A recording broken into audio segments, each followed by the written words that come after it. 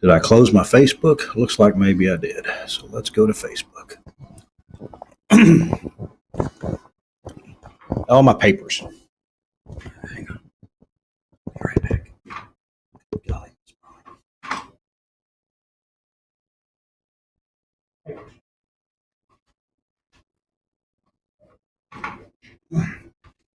Okie dokie. There's the papers.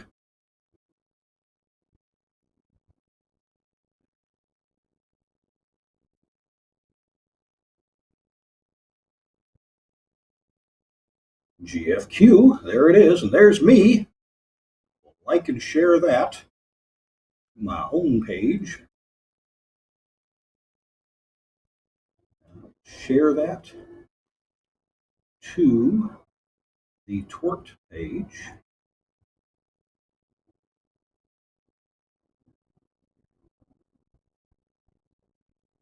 Boom.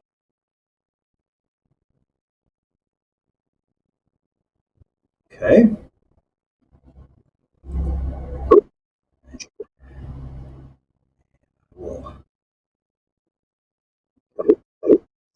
I'll stop it.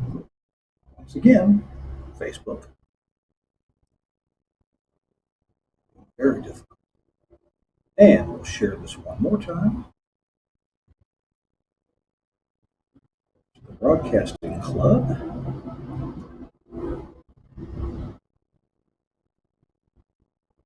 Okay. That is shared and shared and shared. Alrighty. Hey, is Kirk there? Yes, Kirk's there. Come on in, Russell. We're ready for you. Why don't you slip behind this chair and then sit in your chair? That might be over everything. That would boom, boom. Yeah, tear it out of the wall. That's right. Let's see how we're gonna face up here. Oh, you're in the middle. You go ahead, scoot on over a little bit. Scoot that way a little bit. Okay. And let's see how we're lined up here. Am I hitting that? Yeah, I'm hitting that. You're hitting okay. All righty, Suncast. I think we can tilt that. I've got to go back to makeup. Your makeup utensils are on your left and right hands. Yes. Let's see. I'm going to scoot in a little bit. Let's see. I don't want too much of that door showing, so I guess I'll be over here. I want the console to show if it can. There's this. There's that. Is it time to start? Oh, we have 2 minutes. I have not heard from Chris Tarr. I made sure he knew that we would love to hear from him, but nothing back yet.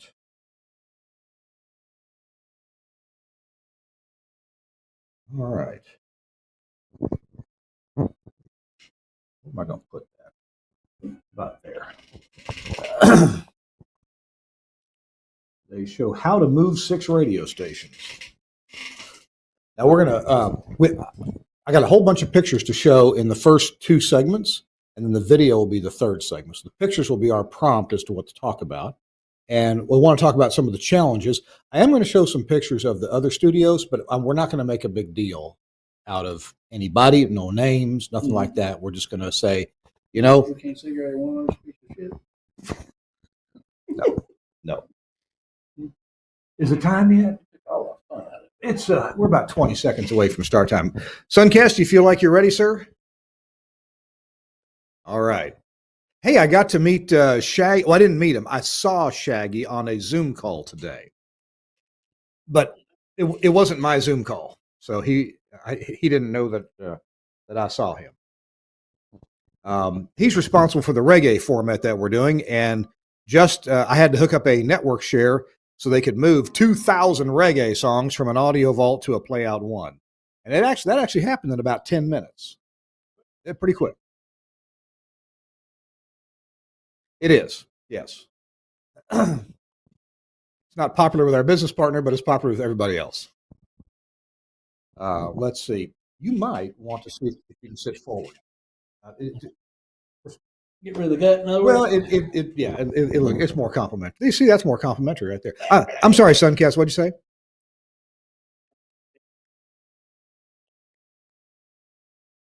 It does. It does. We took it off of its frequency. We put it onto a different frequency, and it's also going to be on an HD channel. But it is on the air, just at a It's up at Haleakala, isn't it? It's at 10,000 feet practically. About 9,800. I'll say 10,000. Okay, 10,000 feet. Yeah. Yeah. If somebody drain the ocean 20 feet, it'd be 10,000. Not 200 feet. It'd be. Yeah. All right. It's top of the hour and time for the top of the news. Let's see. Oh, we should shut the door. Right? You hold that. Why don't you go ahead and carry on? I'm carrying on. I'm There holding we this go. microphone extremely efficiently. All right. Hey, everybody on the network. We're glad you're here. Suncast is at the controls. He's got the tape machine up to speed. Let's see. Yeah, there we go. I'll pull in line. I'll move out of the way when it's time to show the console. How about that? It is This Week in Radio Tech, episode number 726. Doing this for, I've been saying we've been doing this for 15 years, but I've probably been saying that for 2 years. I need to go back and count again. See how long we've been doing this. And Russell's here, so we're ready to go. We'll start This Week in Radio Tech in 3, 2. Hey, welcome into This Week in Radio Tech, the show where we talk about everything from the microphone to the light bulb at the top of the tower. We don't have any lighted towers here, do we? Not here. Wow. Even though one of them's 10,000 feet high. Yes, but the tower's only about 100 feet. If you're flying that low, you got bigger problems. Yes. Hey, everybody, I'm Kirk Harnack here in on the island of Maui. We're in the town of Kahului. Is that right?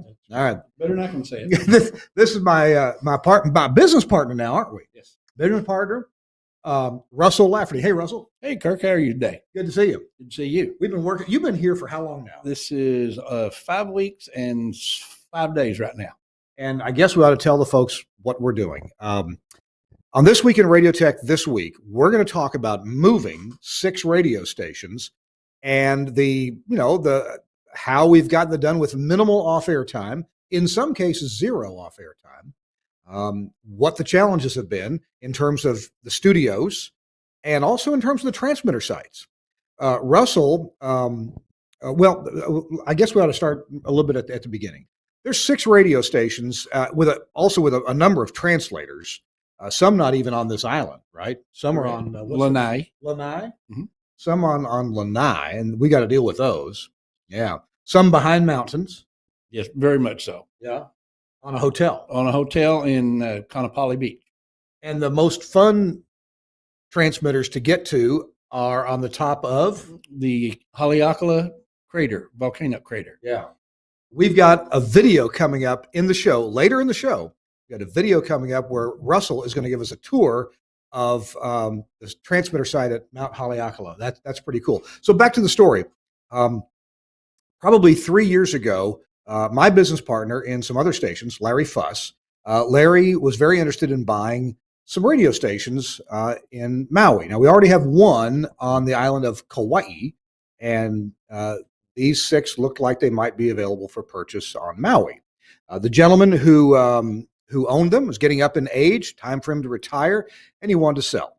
So after about 3 years of negotiations, coming back and forth, Larry Fuss put together a few investors. Russell and I are 2 of those investors, and bought the stations. Now, this is 6 licensed stations, right? 2 license, yes. How many FMs and AMs? Actually, there's 4 FMs and 2 AMs. And then a bunch of translators. Yeah, and a bunch of translators to go with, and boosters, on-channel boosters. Oh, that's right. The on-channel, the ones in the hotel. Yeah, they are on-channel. All right. And so it's a little bit of a complicated deal. These are legacy stations. They are built, the programming, the announcers, the news people, the hosts. They are beloved by many, many Hawaiians, aren't they? Yes, this is an institution, seems to be here. Yeah. So, however, when somebody buys some stations, they usually have some ideas of how to make them better. And we know that Larry Fuss, he's not always right, but he's never in doubt. This is true. He's very good, though, at taking a little old radio station and making it a nice new station. So some of the formats are staying, and other of the formats are changing. They've already been changed. And we have had the task of moving out of an old location and moving into a new business location. finding this new business location was quite the ordeal. You were with Larry for a lot of that. Yeah, we had quite a bit of back and forth with that also, with leasing and how we're going to put different equipment in and on the roof, and it just went back and forth for a lot longer than it should have. You ran into the same problem that a lot of engineers run into when negotiating to put some things on the roof, some STL antennas and a satellite dish. You ran into some roadblocks from the building owners, didn't you? Well, they are like most people. They don't understand. They were all afraid they were going to get radiated and die in the next 6 weeks because of all this RF we're going to put out here, which we're not putting out any here. Just STL 8 watts. Yeah, exactly. And the previous owner, John, he's worked for 40 years under STL dishes, and he's fine. Yeah, so have I, and so have you. Yeah. We've all been under them forever. So tell you what we're going to do. On this show, we're going to show you a few pictures of the old studio location, and then we're going to show you some pictures of the new studio location. Russell's going to have some interesting stories about the challenges of moving in here, what he did to get ready. I came in late, I kind of waltzed in after Russell had done most of the work, and I was a keyboard warrior, right? I did a lot of the AOIP stuff, and then Russell has been responsible for so much of the RF, re-engineering STL paths, things like that from this new location. By the way, the new location is an office building. We're on the 4th floor of a beautiful office building, elevators, the whole 9 yards. It's a pretty well run place. In fact, if you hear some noise on the show, I don't think you will, but they're repaving the parking lot. It needed just for us. Just I don't think so. All right, we got a lot of pictures, and so Suncast, let's start buzzing through those so we can jump right through those. That's me arriving on a Southwest flight from Phoenix to Maui, the Maui Airport Identifier (OGG). And just getting ready to come into Maui. Our studio building is in that picture. I don't know where it is, but it's in that picture. Oh, yeah. Next one, let's go. At the old location, now I'm not going to name names because I don't want to embarrass anybody, but after being in the same location for years and years and years, sometimes things get out of hand. I've never seen a radio station that's been in business over 20 years that doesn't look somewhat similar. Everybody changes something. We put this in to temporary make it work, but as soon as it starts working, that temporary became permanent. That's what impressed me. There's a lot of stuff at the old location that looked temporary that ended up being permanent. So this is one of the workstations where they did some streaming and obviously some cart dubbing. Let's move on.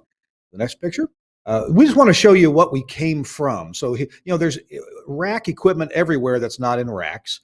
Wires everywhere. Everything was analog wiring, analog audio consoles, like you see a small Mackie or Behringer console there. Just, a lot of wires everywhere. Next picture. And this is what very typical. You had your audio vaults and your production computers underneath the countertops with a lot of wires laying around everywhere. Obviously, the old location was not audio over IP. And AOIP, as I've been, advertising for 20 plus years, lets you get rid of about 90% of your wiring. Next picture. There we go. That's one of the control rooms. Is that their main control room? That's the main one. That's the main KAOI control room. Yeah. All right, let's move on. So they do a lot of news and programming. And yeah, that was just very typical of the rooms. We're still going to be cleaning things out. We have retrieved the most important key parts like automation systems, some microphones and speakers. Next picture. And but this things left to their own devices. That was the on-air. That's a distribution amp. Distribution amps everywhere, and of course, audio over IP. Well, that gets rid of distribution amps. We don't have any. Next, there we go. Now here's at the new place. We might have a few more old pictures, but that is at the new place. What you see in the picture there are a couple of brand new products from my employer, Telos Alliance. The X Node on the top there's two of them side by side. My head's in the way of one of them. That's the new X Node 2. It functionally is very similar to the X Node that's been popular for years and years and years, but it's got a color screen and it does some more functions internally, and it has room for expansion inside that Telos may offer some additional functionality down the road. The device right below it is a new product called the Studio Edge. It's basically kind of the equivalent of about 3.5 X nodes in one box.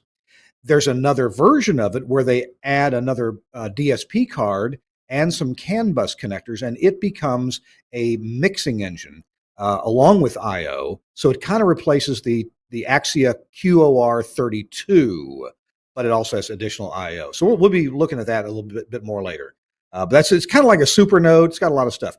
These are the racks that Russell put together. Russell, tell us a story about how you determine, and by the way, they're not filled yet. No. We still have a bunch of satellite receivers to stick in there, and obviously some wiring to clean up. I took this picture a few days ago. Some of the wiring's been cleaned up since then, and some more stuff added, but it's looking really clean. Tell me about your decision on 4 racks and moving them in here. Well, Larry bought the 4 racks, and we looked at a couple different places to put them. But if you'll look over in the left corner, there's a huge bundle of blue wires. Yeah. They go to each individual room. And those were pre-wired in the building. You had to figure out what was what. We just had to figure out the numbers and the outlets that they went to. So they were already pre-wired. So that made it so much easier to try to get internet and just regular network connectivity to each room. Yeah. So that place, it was determined that we could get the racks in, have enough room to get behind them, even though it doesn't look like it right there. It looks like they're right against the wall, but I'm a pretty good sized fella, and I can get in behind them no problem. Yeah, you can open the doors fully, just barely, but fully behind. Yeah, that was where I put them, right, just so we could get the doors open. Now the plan is the leftmost rack, which is the most bare rack right now. What's going to be going in there? That is where the talk studio, the talk stations. I'm sorry, that's where there's 5 or 6 satellite receivers will go in that rack. Mm-hmm. So, and they will all go to that studio core down in the next rack to that. Yeah. Okay. So the satellite receivers in the first rack and some STLs, some 950 STLs they're are there in now. there now, but they weren't there when that picture was made. Yeah. And the second rack, now the top half of that is IT. That's the business network. And we decided that the blue cables would, generally speaking, be the business network. If you look over at the fourth rack on the far right, there's a beige colored switch, Ethernet switch there with black cables going to it. And that's the Axia audio over IP network. But anyway, back to the second rack there. Whoops. Yeah, that's there. That's exactly right. The second rack, what are your plans for the second rack? Well, it's got some expansion possibilities. There's the Burke in there now, and we can put pretty much anything we want to in there. Right now in the floor, they're setting a couple of computers that weren't there in that picture also. Yeah, there were some audio vaults we brought over that were still grabbing files. Yeah, that rack is going to be mostly for future expansion. Okay.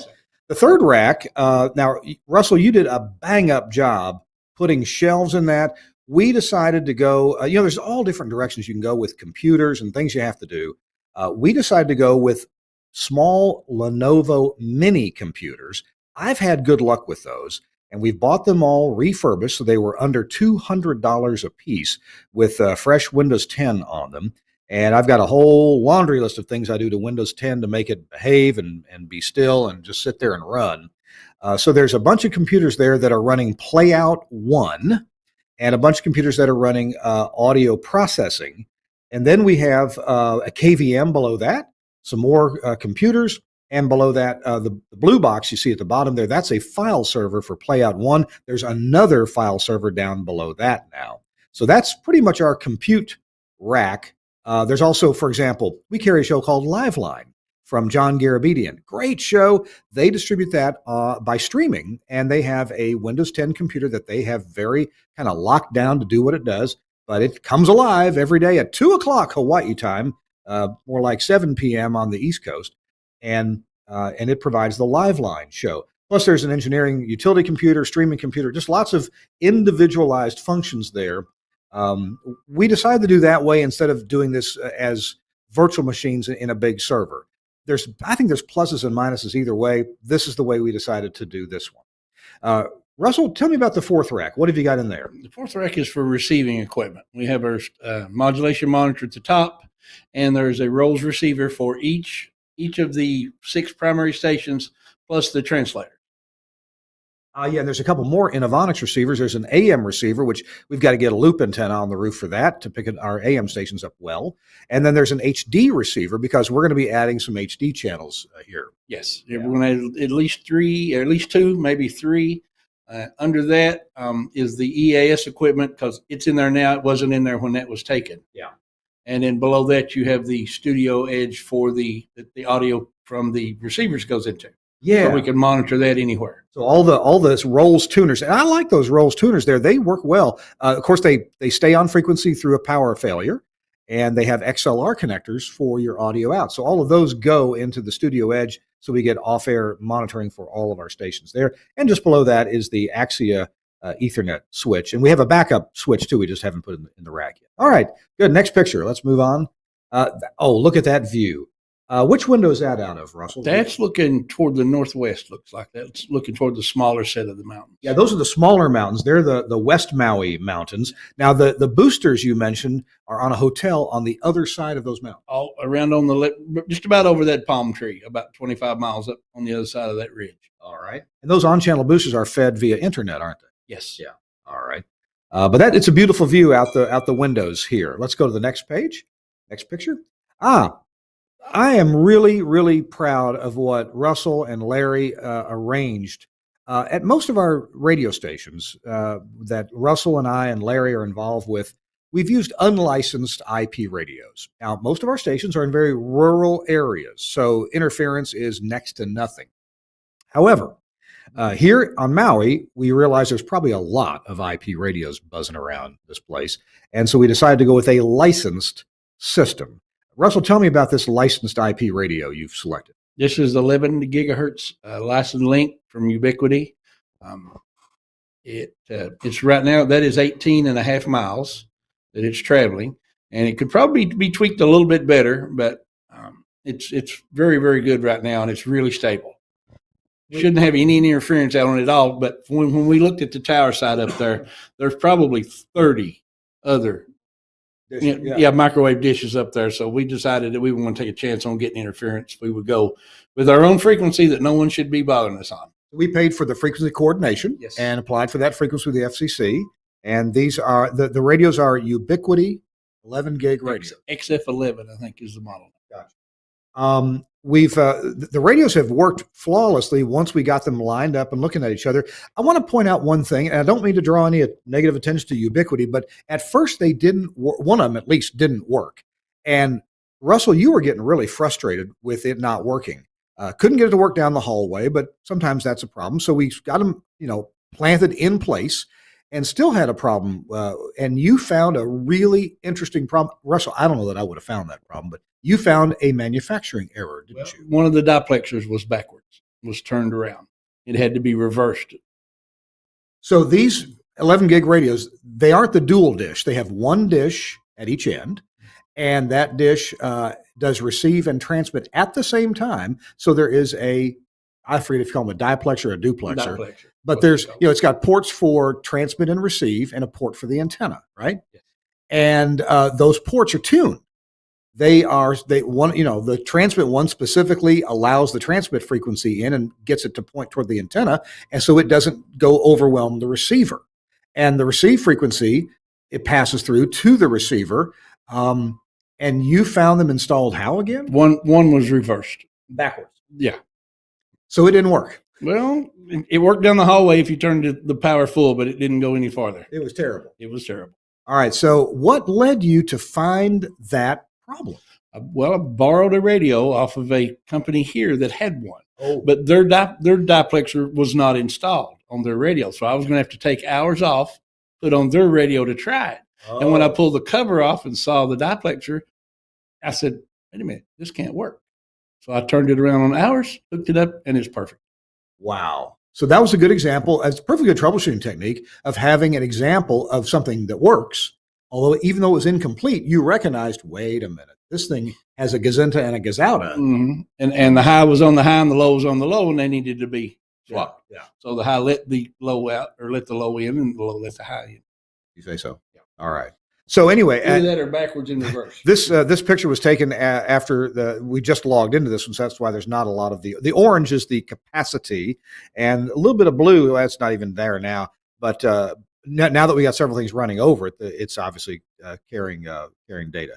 So I just want to point out, Russell did a great job of installing these, selecting them, installing them, and then troubleshooting them here on Maui. So let's look at the next picture, see what we got before we take our next break. Yeah, another picture of the previous location. Now, you know what?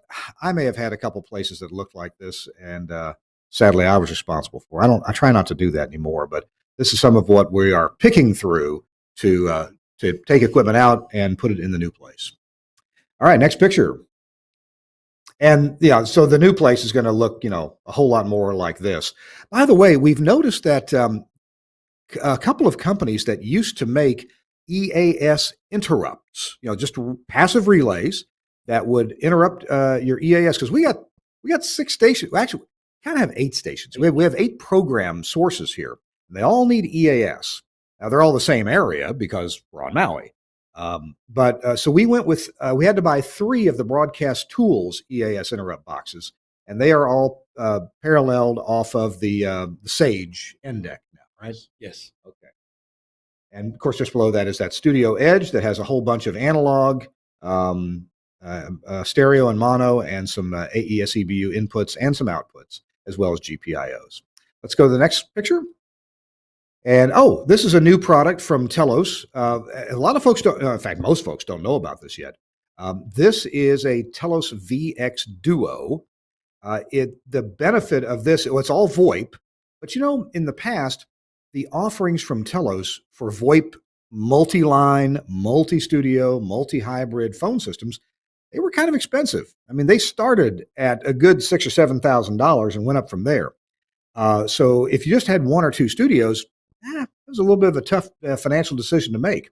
The VX Duo has the same capability of the Telos VX Prime Plus. It can be up to 8 hybrids and many dozens of phone lines, but it comes just with 2 hybrids, and the list price on that puppy is about $2,000, and then you can add more hybrids by buying licenses for more hybrids. Anyway, that right there, that one is serial number 6. It was hand-built by Mr. Robbie Green, who has been our guest on the show before. So, Robbie, thank you very much. And today it's providing a phone hybrid to 1 studio, and when I come back in January, we will build the 2nd studio. Tell you what, let's come back to the camera here, Suncast. We'll jump to that when we come back.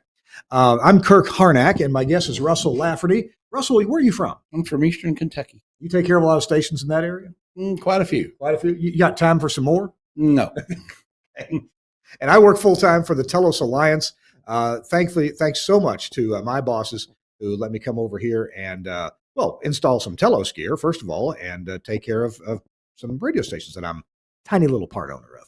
Our show This Week in Radio Tech is brought to you in part by our friends at Broadcast Bionics. They make some amazing software and hardware systems for broadcasters. They'll make your social media presence a lot better, and they do it with hardly doing any more work. The talent. The talent kind of does what they do, but their systems automatically surface lots of great information, capture social media moments, and can even self-publish them for you. Let's hear from Broadcast Bionics. We'll be right back. Welcome to the Bionic Studio. The Bionic Studio brings all audience interaction to the fingertips of a production team in radio, TV, and podcast. Our workflow-led system is working 24/7 around the world for small broadcasters and national and international networks. Our telephony module, Bionic Talk Show, allows cost-effective centralization, remote operation, scalability, and resilience across an entire network of stations, but at the same time is used in single-studio self-op environments.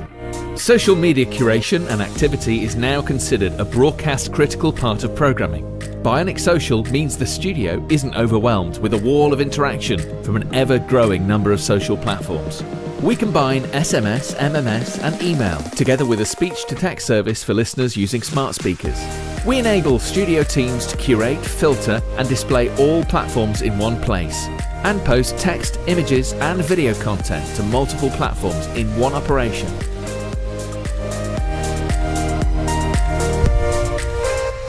Effortless collection of video content with Bionic Director has helped position some of the world's most successful stations as leaders in viral content, generating appointments to listen and free marketing via retweets and shares. Bionic Contest enables end-to-end tracking of on-air competitions, live reads, and prizes. These can be on-air contests, automated SMS entry, or online. Anywhere, and Skype TX for Radio brings high-quality audio and video contribution into the studio with ease. No need for dedicated PCs to run different applications. Everything is controlled within the Bionic Studio UI, and incoming connections are visible to users along with all other platforms. Our codec integration enables connection, algorithm configuration, and directory to a wide range of IP and ISDN codecs. The Bionic Studio, a unique suite of products designed to enable your talent to work smarter.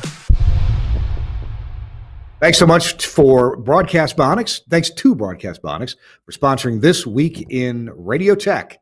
Great stuff from them. Really appreciate them. Really love their virtual rack. Some days we talk about that as well. I'm Kirk Harnack here, excuse me, in Maui, in the town of Kahului. And we're in an office building here where we're moving some radio stations. My guest is Russell Lafferty. Russell, thanks for joining me. You're very welcome. We got some more pictures to buzz through, so let's go ahead and jump right back into those.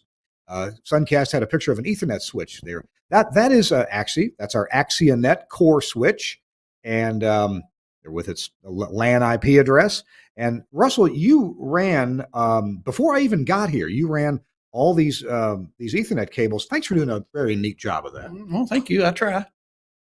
This is some of that thin cable. Some people don't like that thin cable. I haven't had any problems with it yet. Have you experienced anything? This is my first experience with it. Okay. We bought a bunch of blue of those thin cables, generally for the business network, and black for the Axia network. I would have gotten I like red for the Axia network, but they couldn't ship it quick enough. So I had to just take, two Take colors. what we can get. Yeah. All right, let's move on. And, oh, by the way, that Ethernet switch is the new, fairly new. That's not that new. It's the Cisco CBS 350 series. It's qualified for audio over IP, but I'm not sure. It's kind of the low end of audio over IP. Okay, here we have, this is in the second rack. The Axia device there with the meters on it, that is called an X selector. So it's kind of like an X node with one input and one output. And then from the front panel, it's got radio buttons that you can control, program for different streams on your network. Now, it doesn't have a speaker built in, although it does have a headphone jack built in. So we bought one of these little Fostex one rack unit speakers. You ever use those before elsewhere? Yes. Yeah. I have no problem with those. They work really good everywhere. Yep. Like them. I really like the way this one sounds. And I can punch through 6 of our 8 stations, boom, boom, boom, boom, boom, and make sure they're all on the air. Because we've got those programmed for the tuner feed. Yep. It's on the network. Which is very handy. That way anyone can, if we need them to come back and listen, they can.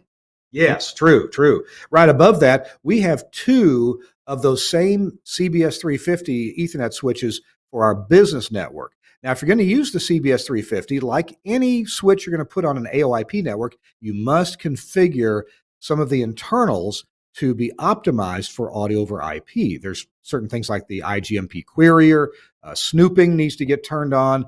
Some of the priorities need to get switched about so that the audio over IP and the clocking gets the highest priority.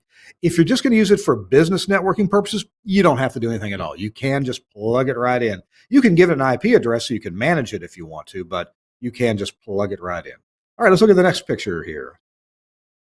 Oh, this is the backside of one of these Axia Studio Edge boxes. This one does not have the mix engine built into it. If it did, that blank panel there would have some CAN bus connectors on it to plug into, an IQ, an Axia IQ or an Axia Radius or something like that.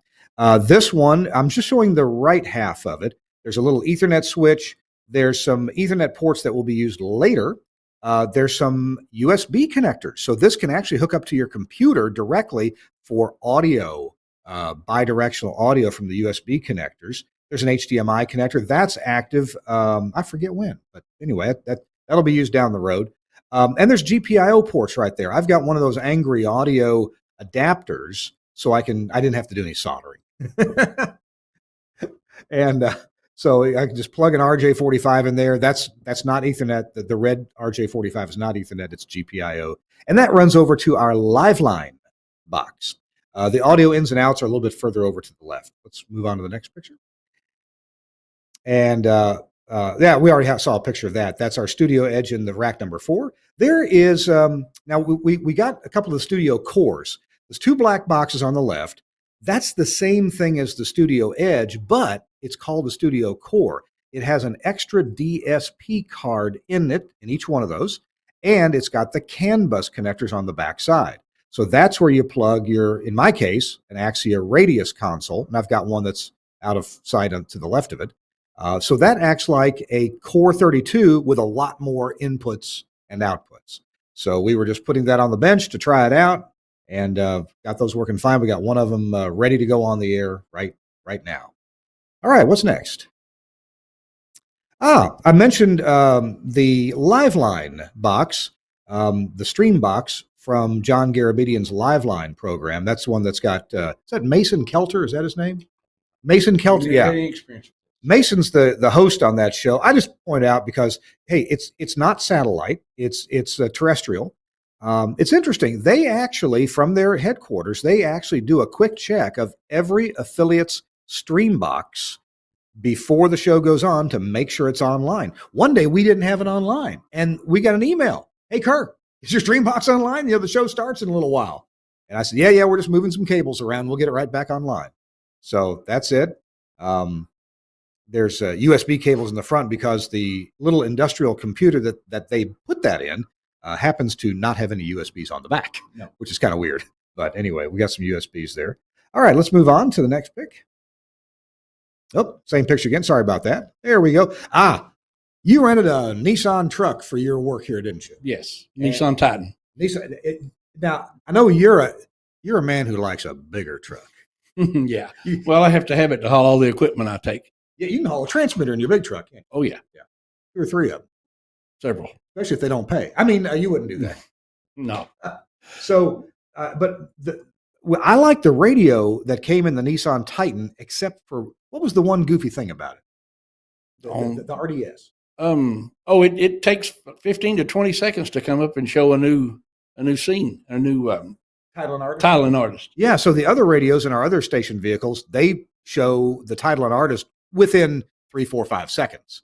But this one, 15, I've seen it take looks like 30 seconds to show a new title artist. Yep. It'll still show the last song up until half of the song's over sometimes. And the reason I bring that up is because, fellow engineers, you can't necessarily base the quality of your RDS on looking at one car. You need to look at a variety of car radios to see how well your RDS is working. It appears that they're all different. They don't have there's no set standard for any of those. You see where it says classic rock, that's the program type, and it shows classic rock. On the Titan, the Nissan Titan, that radio shows it quite nicely. However, on the Kia that the station bought, it shows the program type, but the Kia radio insists on putting an underscore character where the space is between classic and rock. And Larry says, why do you have an underscore between classic and rock? Larry, I didn't put an underscore there. So we had to go look at several radios, including an Innovonics tuner, to show Larry that no, there's no underscore there. And the Kia insists on putting one there. Probably the computer can't handle the space. It has to have some kind of character in there. Yeah. And an underscore is probably the lowest profile character it could come up with. But the Kia inserts that, not us. Right. All right. Next picture. Next picture. Who's that? I have no idea who those guys are. All right. Were we up to no good? Most likely. A couple of miscreant engineers. All right, next picture. There's a video. What's happening here? We're drilling holes in the console, or in the table for the console. And the Angry Audio headphone gadget right there. Yeah. That was the mic drop. That's the mic drop, and then there's a guest gizmo also goes next to it. Yeah, the mic drop takes a little smaller hole, and the guest gizmo takes a little bit larger hole. Yeah. You'll notice there's a little dot to the right of where you just were. Yep. Right there. Those are installed now. You can show them to them in a minute if you want. Yeah, we'll show them later. All right, next picture. Next, whatever's up next. Oh, this was okay. We're gonna have a video in the next segment about going up to Mount Haleakala, 10,000 almost 10,000 feet. Quite a drive, quite a ride. You've got to go past some no trespassing signs, and it's the government highway out to our tower site. Yeah. That is what it called a gate cuff. I've never seen anything like that, but that's a very ingenious idea. Now, that only works on a gate that's got vertical bars close to each other and at the right height for everybody's lock, but any lock will undo it. Yep. Any one of those locks, you can open that particular segment and open the gate. That gate cuff, that sucker was heavy duty. Yes. Yeah. You're not going to cut it off. The locks might go, but the gate cuff's going to stay. If you drop a gate cuff on your foot, you will be cursing. You will hurt. All right, next picture. On your way to the Mount Haleakala transmitter site, the highest thing, or about the highest thing on Mount Haleakala is this installation. What is it? It's an observatory. They have several. If on a different picture, you can see there's probably 6 of the small ones, one of the big ones, and the unknown circular building. Well, that circular building, I looked it up online. Now, I don't know if you can believe what you read online, but the thing that looks like a big covered salad bowl with the brown sticks holding it in place, that online, it says that actually tracks over 8,000 satellites orbiting the Earth. Now, it's fixed in place, so I'm sure it's got some kind of beam width, but there's got to be, well, even a polar orbit will pass over that every now and then. Sure. So supposedly it very accurately tracks what's up there. The other ones are, I guess they're optical telescopes. Yeah. They're not radio telescopes. No, these are some of the largest optical telescopes. Not as big as the ones on the Big Island, but they're close. You know what's interesting is it's cloud free, and sometimes there's clouds up there, but so often, we'll see a picture in a few minutes, so often the clouds, if you're on Mount Haleakala, where are the clouds? Below you. Yes. That's amazing. That's why they put the observatory way up there. Let's see what's next. You know, that looks like the Martian surface. All right, tell me about this building. We're going to have a video tour of this building in a few minutes. This is our transmitter building right here. That is the end where you come into it, where you come in from the highway. Yeah. Yeah. All right. So we're going to have a tour of the tower on the right. Has got a number of FM antennas on it. You can see one on the top right now. Yeah, on the top right. Yeah. The biggest one of those dishes is about 24 feet. Oh my goodness! As far as we can tell, the big dishes They they are still being used. They are? Found out yesterday. Yes. Well, we couldn't find the equipment that was running because all the equipment we saw was turned off. It's running into the equipment in the smaller equipment in the other room. Oh, okay. It's a relay from the Big Island to Oahu. Okay. And Kauai's in the way. Yes. Yeah. So, all right. Maui. I'm sorry. Maui's in the way. All right. Let's see the next picture. What we got next, if anything? Okay. Tell us. This is the antenna, the radio we were talking about earlier that you found the interesting manufacturing problem with. What are we looking at? That is the 11 gigahertz dish.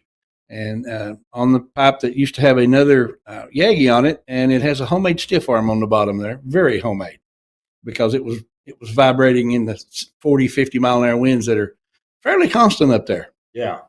The day that we went up, the wind wasn't so bad. Yesterday, the wind it had to be 30 miles an hour down at sea level. I can only imagine what it was up there. The guy that told me said they were expecting 70. 70. Wow. You can lean into that.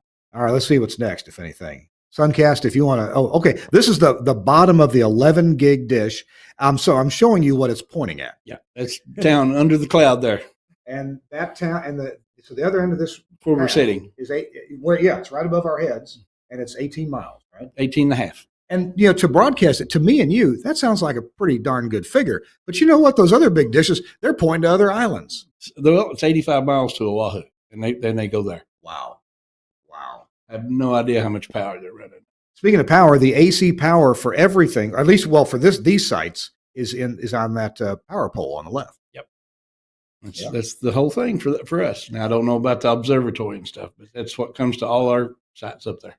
Now, there are backup power generators, and we'll see those in our tour in just a few minutes. Next picture. Okay. This is a sneak peek at our video tour, but on the video tour, I didn't get a good video of this. This is our station's equipment rack in the transmitter building on Haleakala.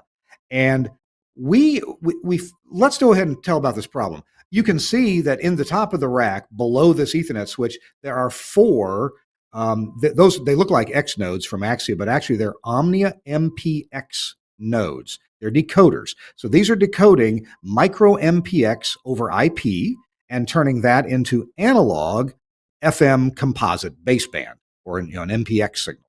And we installed them. We installed the 11 gig dish. The 11 gig link worked great, but we were getting a whole lot of packet loss showing up at the inputs of these Omnia MPX nodes. And we were scratching our heads because we were suspecting something wrong with the IP link. But the IP link showed nothing wrong. and yet we were getting as much as 20 and 25% packet loss. The forward error correction was making up for most of it. That's available in micro MPX. But I'm going to turn it over to Russell now to tell you what the heck we found wrong. We had an old 10100 switch that we had found at the old station because it was all we could find at the time. And the download speed on it, we found out once you took your computer, it was 6 meg. We changed to the Cisco switch and that went to 70. So that was the big difference. Well, and we should point out when we put the 11 gig link in, we needed a bigger switch to run because we have some Bex transmitters on it. And an Nautel. And a Nautel and a VoIP phone and the 4 Omnia MPX nodes. Yeah, we have 8 things up there. So we had a little small switch. It wouldn't handle that. Well, the TP-Link switch was supposed to be 10100. And I suspect when it was new, it probably worked fine. But even though it passed data, it dropped a lot of packets. And I was thinking, I've never heard of a switch dropping packets unless you're just freaking overloading it. And we weren't. There's no audio over IP. There's no clock signals going on this link. It's just a standard business network. And as far as we could tell, there wasn't anything wrong. Well, we swapped that used Cisco switch. It's just a little SG220 switch. Put that in, bam, everything got good, just like that. And right now we're only doing like 2.2 meg is all it's going up there. All that data together is 2.2 megabits. All four streams going up. Because micro MPX can typically half a meg, even with some forward error correction is typically. Right. So now we're fine. Good deal. I'm talking to Russell Lafferty. We've got a great video coming up in just a minute. You don't want to miss it. We've got a video coming up where Russell will talk to us about, give us a tour. Right now, though, we're going to talk to you about Henry Engineering and something that every broadcaster who does sports or even just talk shows should have in your arsenal, should be in your kit to go to all your ball games. And that is the Henry Engineering Sports Pod. Here it is on the screen. Now your remote broadcast can be even easier and more foolproof because the new Sports Pod has TalkBack, so you can communicate with your talent. And there's remote mic control. No more hollering, "Hey, Bob, your mic's not on." You can actually turn it on remotely. Plus all the great features of the original Talent Pod, the new Sports Pod from Henry Engineering has it all. The Sports Pod is an announcer's mic and headphone controller and intercom system for use by talent at a remote broadcast. Now, it's ideal for sporting events, on-location broadcasts, or even in studios, especially talk studios. Sports Pod is similar to Henry Engineering's Talent Pod, but with 3 additional features. It's got that integrated intercom system. It's got active mic audio on-off switching and the ability to remotely control the mic. That solves the problem of providing talent with a mix, local, and return, or IFB, headphone audio. And it provides duplex off-air communications with a producer or an engineer. Its simplicity allows for error-free use by non-technical users, and you know how important that can be. And it provides an easy way to link several units for use at broadcasts with multiple announcers. Where do you get it? You get the Sports Pod from Broadcasters General Store. That's website is bgs.cc, bgs.cc, or call them because they give good phone at BGS. You can call them at 352-622-7700. 352-622-7700 for Broadcasters General Store. I like those folks. Yeah, we've dealt with them a lot. By the way, if you know Jessica Shute at BGS, it was her birthday about 2 days ago. Really happy birthday. 2 days late. 2 days late. 2 days late. Yeah, I saw her on Facebook, so I wish her happy birthday. All right.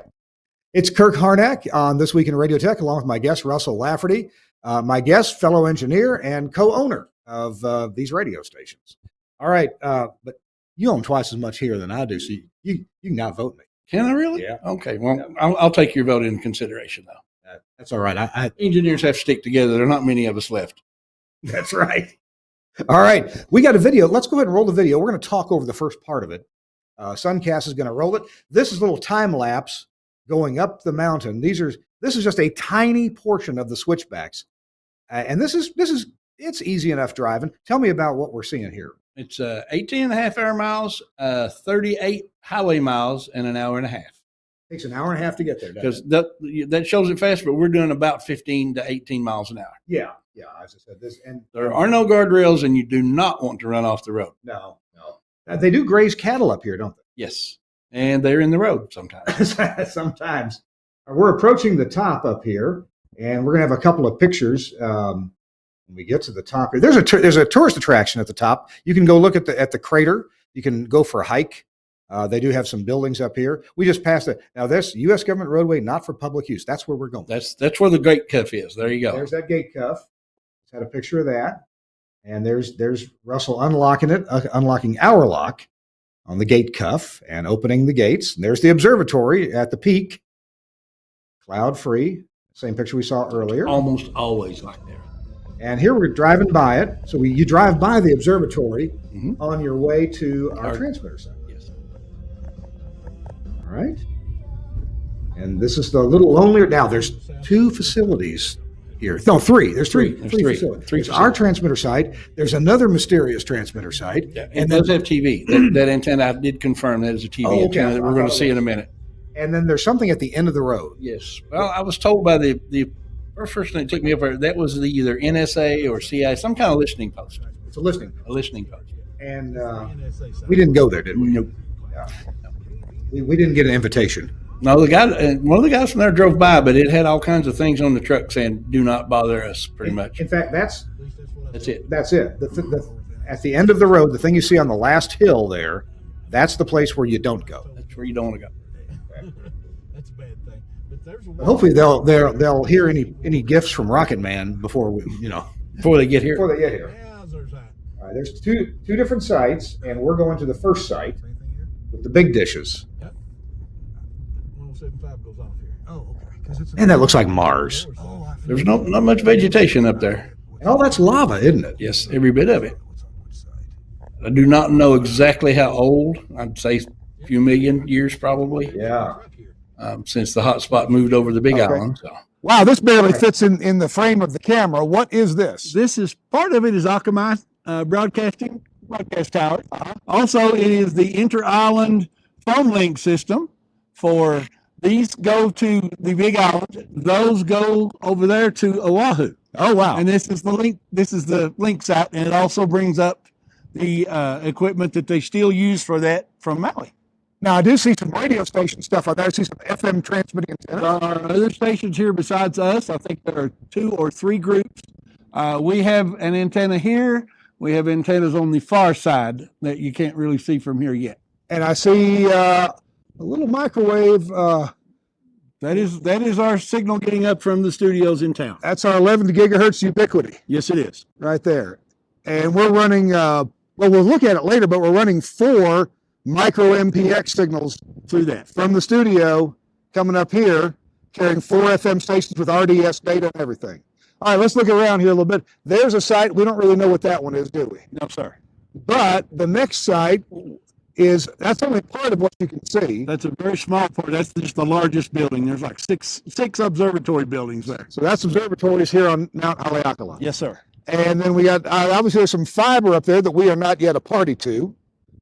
Right. All right. And then what was the our Big Island over there? Big island? I'm not sure how good that's going to show in your. I barely see it, but that's the island that's getting bigger because of volcano, right? Yeah. So if you see volcano in Hawaii, that's where it is. All righty. Let's zoom out and we'll come back over here. That is a what? We are told that it's a government listening post. That's about all I know about it. It's pretty high security, and I don't plan on going up there. Oh, well, about an hour ago, I called Domino's and I told them to deliver up there. Okay. You reckon they'll make it? It may No. take them a minute. It's all right. They cannot do it in 30 minutes or less. Now we're fixing to go into this building right here where we can get a tour of some old microwave gear, maybe some new microwave gear, but we'll also, more importantly, look at the broadcast gear. Yes, sir. All righty, let's go. All right, we're going to walk in the building now. Thanks for holding the door there, Russell. Which way should I go first? Either way you wish. Well, let's look at some of the other broadcasters and such here. Okay. We have a couple of Nautel NV5s. These are what? Hawaiian Public Radio. Hawaiian Public Radio. All right. They come this way. They are back to back, combined into the Shively Labs combiner. Oh, there's the, okay. There's the combiner. There's the out of here. That combiner looks a little oversized, but it does not get hot, does Does it? not. And then they go out On the some 3-inch coax. pretty big coax. Okay. All right. Come over here. This is a K-Love rack. The whole rack is K-Love. K-Love, looks like they have 2 stations here, right? Yes, at least. 2 stations, K-Love, and their combiner is up out of the way here, up toward the ceiling. Yes. They have a lot of remote control here. K-Love full EAS stack here, remote control tuners from Crown, all that. Okay. This combiner here is under a little stress. It's got plenty of fans on it, blowing on it, but it's working hard. Here's the backside of a competing broadcast. Okay. You'll notice there are some toroids in use here. Yeah. And some kind of grounding. Another competing broadcaster here, I believe. This is a smaller community type radio system here. I got to point something out. Look at all those 111 repeat coils from Western Electric. Woo! Now, they might still be valuable. I don't know. Probably goes with all of this. Oh, yeah, it might go with all that. A lot of old telephone switch and patchet. I remember these. Do you really? I'm sorry. This is the newer. This is what they're actually using for fiber now to come up and down. So there's fiber in and out of here, okay? Yeah. And more fiber cabinets here. Yeah. Well, this is Fujitsu equipment. That's interesting. That's Fujitsu Power supplies, yeah. Do you want to take a quick look at the generators? Sure. All right. Russell's going to lead us into the generator room. And these are loud in here when they're running. So we have I wonder how a main and a backup. How many kilowatts are these? Any idea? I do not know. I think it might say on 60. 60 kilowatts? 60 kW. Oh, wow. All right. And then we have another one over here. Identical. Very nice. Now, this site is privately owned, privately run? Yes. Yeah, okay. And all these places rent from Them. this owner. All right. Yeah, and this is, again, more of the Hawaiian Public Radio. Yes. All righty. Let's go to the side where we came in. There's a whole lot of microwave gear here. But microwave telephone relay that is not used anymore. Yep, not used. And man, look at all this. Here's a lot of waveguide right here, combiners, splitters. Here's like the helo transmit vertical and helo receive horizontal. So there's a whole lot more down there, a bunch of manifolds, and there's a whole lot more over there. Wow. That was when engineering involved a lot of plumbing. Yes. Well, here's some plumbing of our own. Our stations, one of them has a Nautel. Go ahead if you like. Give us a little tour here. We'll pass. All this gear on the right is turned off. Yes. There's nothing on there. And Here's our NV5. All right.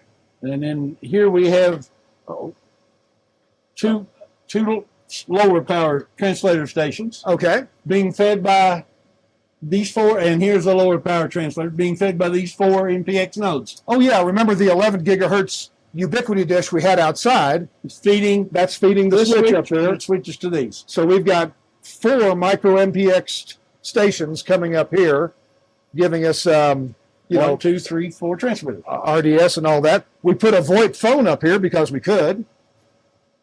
And we were checking out the Max Connect, but we're way above all the cellular up here. There's almost no signal up here, even though we're using an outdoor antenna. But we're about 10,000 feet About here. 9,800 right 9,800 here. And the peak of the peak is, a couple hundred feet above us. Wow. 10,023 feet. wow. Well, this has been fascinating. Absolutely fascinating. You've got such a combination of old. By the way, some of this stuff, here's a date of 1987. Now, that has been, what? There's its frequency. 30? 5.9 gig. 6 gig. Right there. Yep. Old 6 gig equipment. And this was installed, 37 years ago. Yep. 37 years ago. October of 91, June of 87, June of 87, assuming those are all installation dates. Yep. That's only dates I see. And those Hey, you know what? These labels were all made before Brother came out with their P-Touch. Because they're all still there. They're all Dymos. That was the old press label. Yeah, yep, the Dymos. All right. Well, tell you what, let's take a quick walk around just to You show want to you. go up to the tower? Oh, yeah, we can walk up to the tower. Sure. Let's do that. We can take a look at the city of Wailuku. Let's see. Yeah. And Wailuku. And let's see what Halukui. Something like that. Yeah. All right, I'm not very good at we're that. going to try to climb up this lava. Boy, if you slip on this, you're going to scratch your knee up pretty well.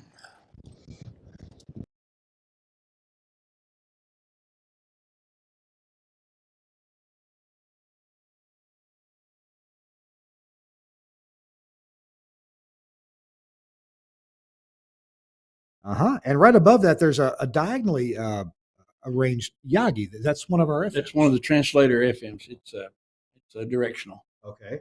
And we're pointing out there that our studio is down there under the clouds somewhere. And so often, this is what the weather's like at the top of Haleakala. It's clear above those clouds. Once in a while, it's totally clear. There's the power, three-phase power coming up the side of the mountain. There's been times when that's been off for a while. It was off in July for the whole month when I was here before. Wow. Did somebody forget to pay the power bill? No, they had fires. Oh, that's right. That's right. They had a fire on Yeah. the side of the mountain and shut the power off. Yeah.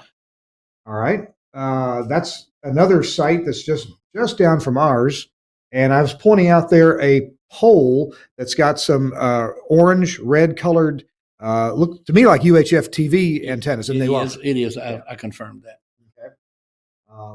There's somebody else's Scala STL dish. And in just a minute, we're going to point up the tower and look and see the FM transmitting antennas that are a little more up the tower. That's a very new Catrine Scala antenna. All right, now we're going to look up. Tell me what we're seeing here. That is the Hawaiian Public Broadcast antenna system. And there are two. There are two transmitters going into that system. Yeah. That's the two 5 kilowatt Nautils that were on their side of the building. That's why it's got two fine tuners Yes. on that one. Behind the big dish, there's somebody else's. I don't know what that. Don't know one is. whose that one is. Oh, let's see. Let me get turned around here. There's somebody's. That's the K-Love. K-Love's 4-bay. It's half wave spaced antenna, so it's got a gain of about 2. And then there's somebody's STL. We don't know whose. Not ours.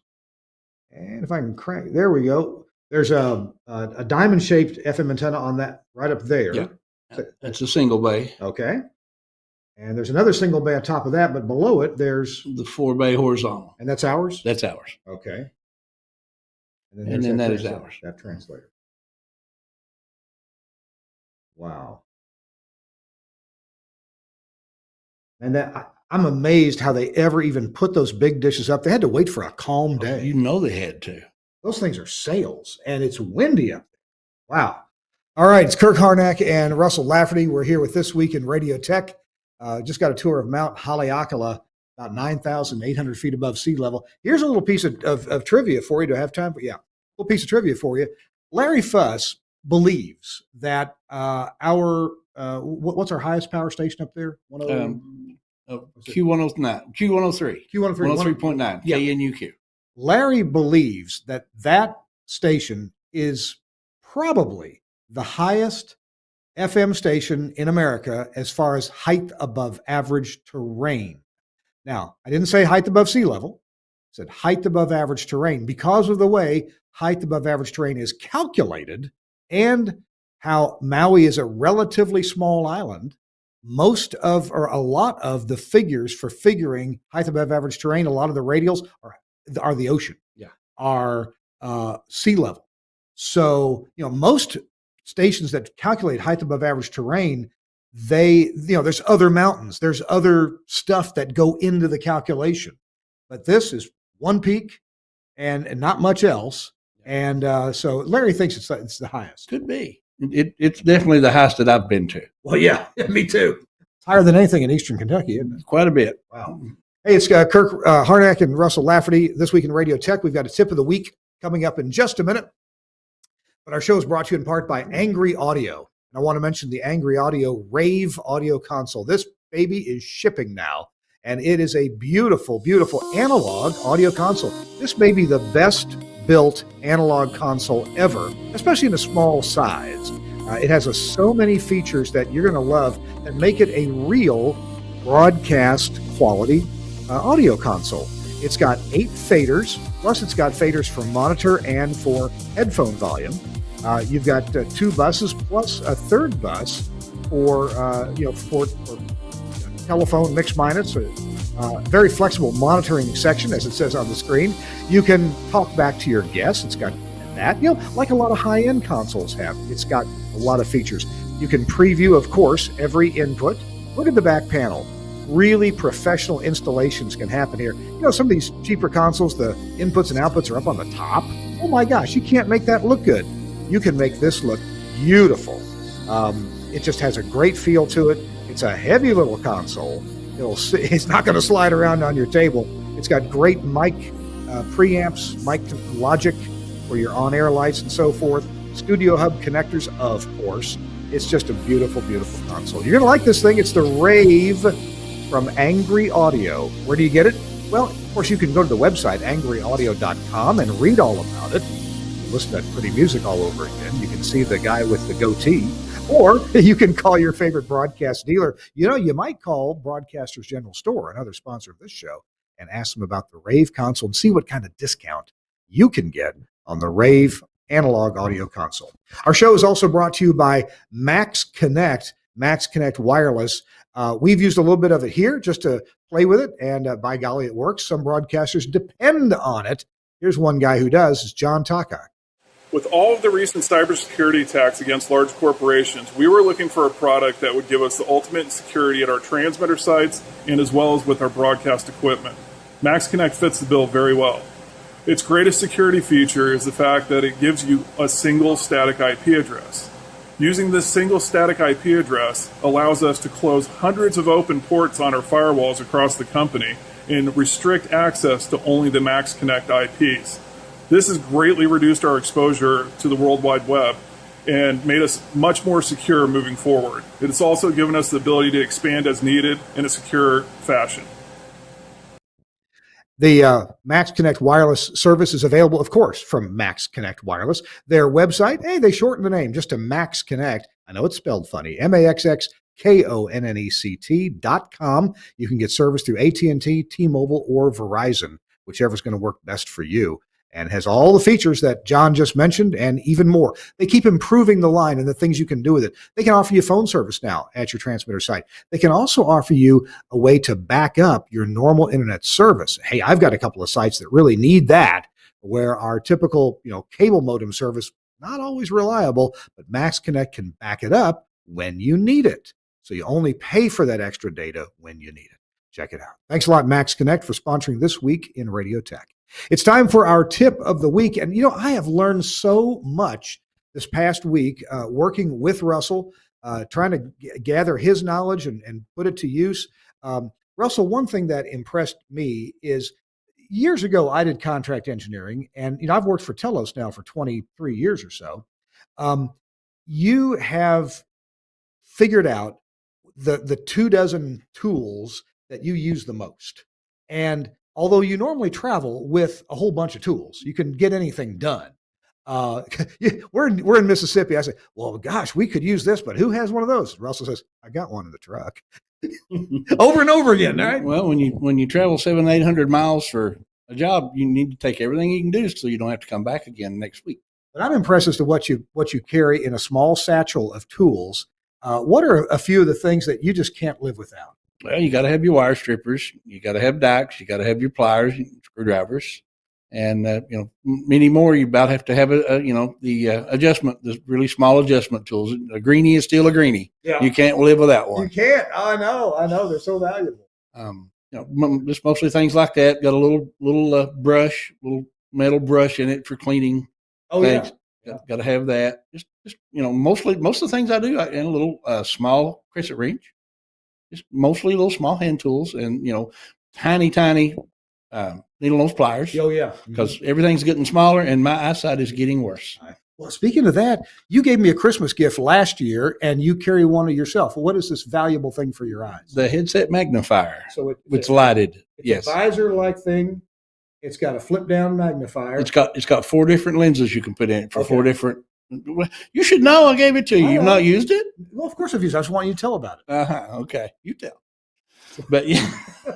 No, you're the guest. It's your show. No, it's not. But anyway, yeah, I have to have it anymore. My eyes are not what they used to be. Now, thinking on the next tier of gear that you carry around, I was a little surprised, and I thought that's a darn good idea. You carry a little Ethernet switch with you because oftentimes you want to test something, and all the ports are taken up. Or you get a piece of equipment that's on a different subnet than what all the rest of the equipment is. Oh yeah. And if you don't, the only other way to do it would be use a crossover cable. Yeah. So just use a little switch. You can see the light. You can see if it's connected. You can see if it's actually transferring data. We've had to do that several times right here. A piece of equipment comes on a subnet that is not what you're using here. And oftentimes it's convenient to eliminate any possibility. Just hook it up. A little 4-port switch, just something that you can do that with. I use that almost every day. You know what I learned? My tip of the week is don't use an unknown switch that you grabbed out of the bottom of a closet. That you don't know how old it is. Because I mean, the light, it lit up. When we went to the transmitter site to Haleakala, I was expecting a really ratty looking switch. And I was going to say, Russell, really? You put this ratty switch on air? Really? And I got up there and it was a TP-Link brand, which is okay. And it looked perfectly, it looked business quality. It didn't look like it performed, did it? No, I mean, it looked good and performed terribly. And I think that obviously had something wrong inside. It wasn't just that it was slow. It was losing packets like crazy. Yeah, there's something wrong with it. Yeah. So we left it over at our competitors' area so they might pick it up and try it. They can have it. That's free for them. Let's, hey, we've got we got about 2 minutes left here. Let's scoot out of the way and give people a little view of what we got here in this room. This is an Axia Radius console. By the way, this is going to be basically our main control room. Now we've got a talk studio that'll be bigger with more mics, but if they want to come in and do some voice tracking, if they want to cut some spots, or if they want to do a live radio show, this is the room that they'll do it in. It's not finished. We're going to have big speakers hung from the ceiling later on. These are just some little powered speakers. We're going to probably get matching microphones in here. These were left over from the other place. We do have a brand new Telos VX Duo phone system in here. It was easy peasy to hook up. It works great. We have the Axia Radius console and love it. Hey, at the old location, there were masses of wires running between studios, right? Mm-hmm. How many cables, in addition to the power, how many cables run to this studio from the rack area? Two cables. Two. One for the business network, one for the Axia network. And the Axia they're hidden in the walls. They're hidden in the walls, yeah. The Axia one goes into the studio core unit, which has a little switch on the back of it. So this, for example, this Telos VSET is just plugged into the studio core, the little switch on the back, which does provide power over Ethernet. So it's powered and plugged right in there, easy peasy. At the end, there's a computer, a little Lenovo computer back there that is our production computer. It has 2 network connections on it. It has a business network connection, and it also has an Axia network connection. So they can browse the web and they can play their Axia. The 2 networks are separated from each other, except when they go into the same computer, but they're still logically separate. We have the computer has outputs for 2 monitors. So you can see on the screen there, I just brought up one to have something pretty to look at. That's one of the Studio Edge units in the rack room. And then they have Adobe Audition running over here so they can record their spots. And we have some Angry Audio headphone amp there, and then other Angry Audio products for the headphone amps and the mics to go in. Then we have a VoIP phone over here. All the rooms have voice over IP phones. If you call from one studio to one office to another here, your voice goes to the main one, comes back. It's fast. It's amazing. It's amazing. It's amazing. Let's go back together and finish up our show. Folks, thank you for joining us. This has been a great show. A lot of fun here in Maui. Moving 6 radio stations, all of the music stations are moved. And that was some interesting things we had to do to make it work. One thing that we did, temporary STLs, we actually grabbed the stream from the old location. They were streaming on the internet, public stream. We'd play that stream here and run that to the STL, Yes. to the processing in the STL. Till we get our own programming originating here. We just got 60 seconds. What's the last big thing we have to do? We have to move a 14-foot solid satellite dish before we can start picking up the satellite programming for the talk station And a bunch of satellite receivers. and a bunch of satellite receivers. We got to wire that. Now, some of them have live wire, but others we have to wire the audio in. And some have GPIO over live wire, but others we have to wire those GPIOs. Correct. And then That's the last big job we have. Yeah. That'll come next January. Next month. So there you go, moving 6 radio stations, 8 program sources, and a bunch of translator feeds in Maui, in Hawaii. It Glad it's kindly over. hadn't been all bad. No, it's been fun. What did you have for dinner last night? I had a steak and lobster, But but he had the ribs, so I had the ribs. Yeah. that was good. All right, folks, we got to run. Thanks to Suncast for helping out and being right Johnny on the spot, fixing up our visuals and our video and pictures. Really sorry about the audio quality on the interview. My fault totally. I don't know how to use the gear. Don't know how to adjust it right. I'll get that straight someday. You know, I'm 62. I'm still learning. And thanks, Russell, for being here. I really appreciate you, man. All right, Kirk. Safe travels home. You too. We'll see you next week on This Week in Radio Tech.